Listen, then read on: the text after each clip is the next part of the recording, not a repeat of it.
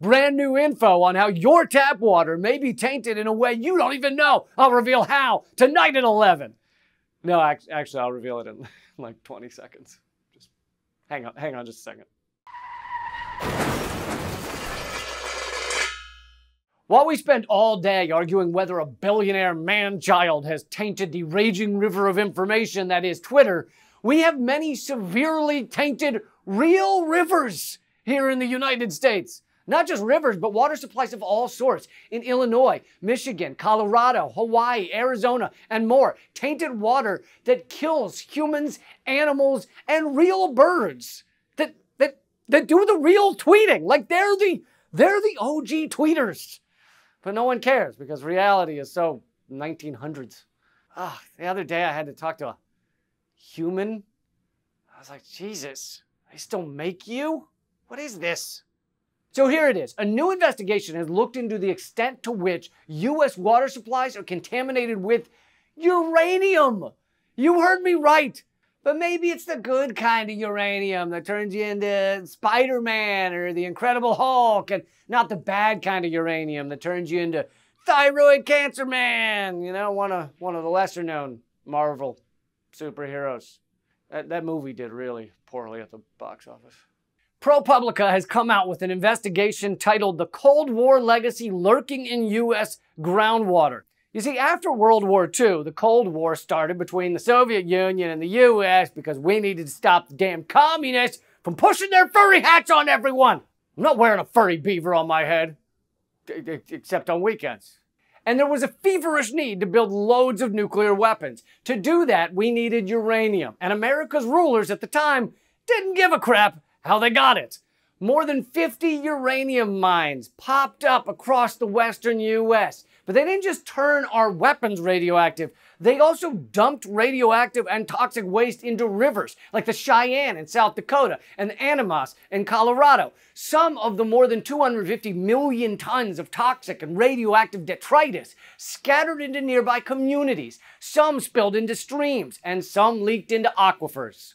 Luckily for the US government at the time, most of the people having their lives destroyed by radioactive detritus were either Native Americans or poor or both. And as we well know, none of those types of people matter to our ruling class. Not at all, not then, and not now. The ruling class doesn't care about anybody unless you have enough money to have a minimum of one backup tax haven for when your first tax haven floods due to climate change. Look, providing clean water is like the most basic level of what a government should do for its people. If you're gonna have a government of any kind for a group of humans, step one, in order to prove to the people that you deserve to exist, is to provide them with water that doesn't have anything swimming or floating in it and isn't radioactive. And our US government, the richest in the world, can't do that for us, which puts this country at the level of like a failed state or like a tree fort. That's a tree fort. And this is nothing new. The US government, which is a wholly owned subsidiary of corporate America, has a long and prolific history of polluting its own people's drinking water. Because YOLO, right? You only live once. And that once will be shorter because of the water thing.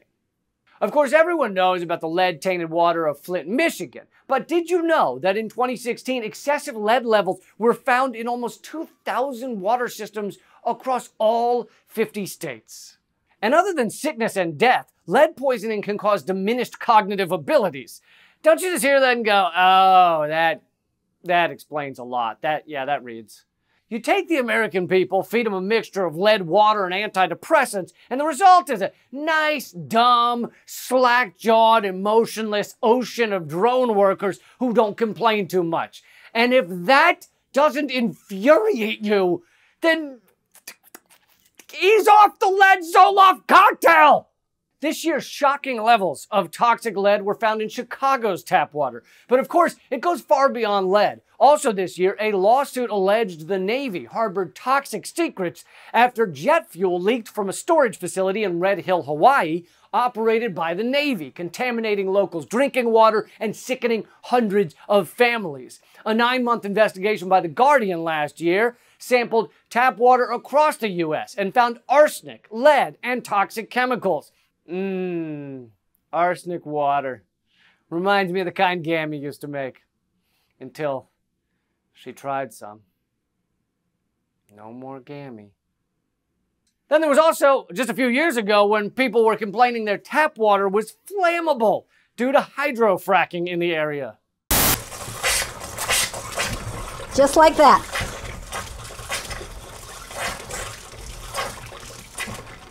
But you don't know that that was caused by fracking. Maybe she just had the knob turned like way to the hot, like way hot, you know, or maybe they accidentally hooked her kitchen pipes up to the devil's anus, which is what I call Norman, Oklahoma. Actually, a peer-reviewed scientific study linked flammable drinking water to fracking. Which begs the question, what in God's name are they putting in the water that makes it light up like the Hindenburg on the 4th of July?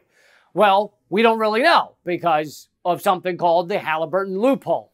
This loophole amended the Safe Drinking Water Act, a major tool the EPA uses to keep our drinking water clean, to provide an exemption for the fluids used in hydraulic fracturing or fracking. As a result, the EPA does not have the legal authority to regulate fracking fluids. Basically, Dick Cheney sprayed his secret sauce in the country's water supply, and now that water is spicy hot. But fracking is old news. Let's get back to the uranium in our water that you never hear about. Congress eventually created an agency to oversee the pollution and cleanup from the mills in 1974, and they enacted the law governing that process in 1978. But the industry would soon collapse due to falling uranium prices and rising safety concerns. Most mills closed by the mid-1980s. Many of the leaks of cancer-causing radon gas were indeed stopped years ago. Insert joke here about putting a cork in Steve Bannon's ass. But the government has fallen down in addressing another lingering threat from the industry's byproducts, widespread water pollution. At least 84% of the sites have polluted groundwater. 84%? That means the sites without polluted groundwater are the accident. They're the anomaly. Oh shit, sir, we just checked the local tap water and it turns out it's not radioactive.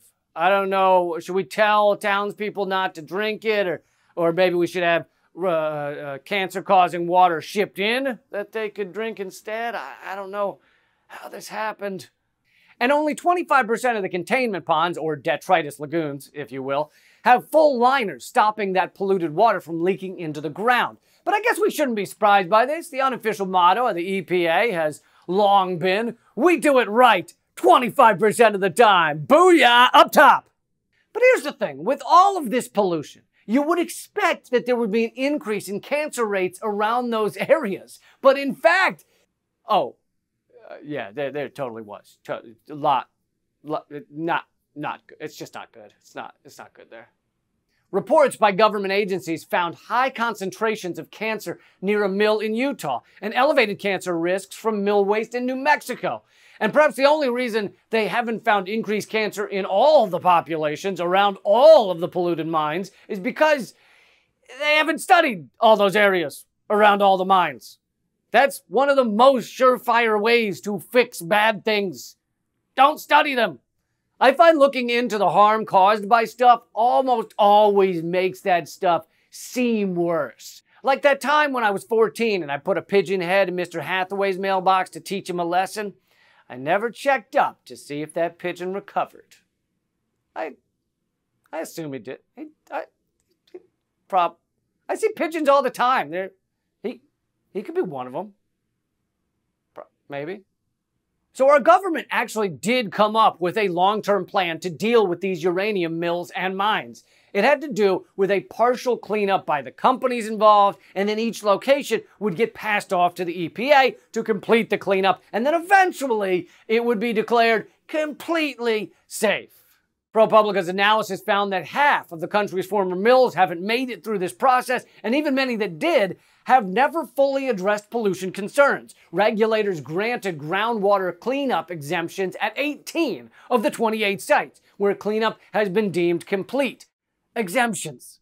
So even the mills that made it through the cleanup process, most of them made it through because the EPA lowered the standards to pretend they made it through the process.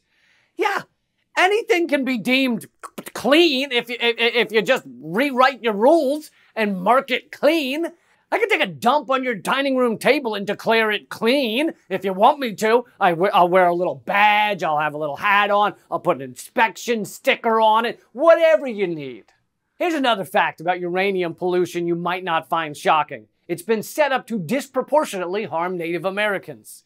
6 of the mills were built on reservations and another 8 mills are within 5 miles of one, some polluting aquifers used by tribes. And the country's last conventional uranium mill, still in operation, the White Mesa Mill in Utah, sits adjacent to a Ute Mountain Ute community. Yeah, it really is time we stuck it to the Native Americans. They've had it too easy for too long. There are so many uranium mines, mills, and waste piles around the Navajo Nation that the EPA created a comic book superhero to warn, I'm not kidding, to warn Navajo children to keep away from the areas. That superhero is Gamma Goat.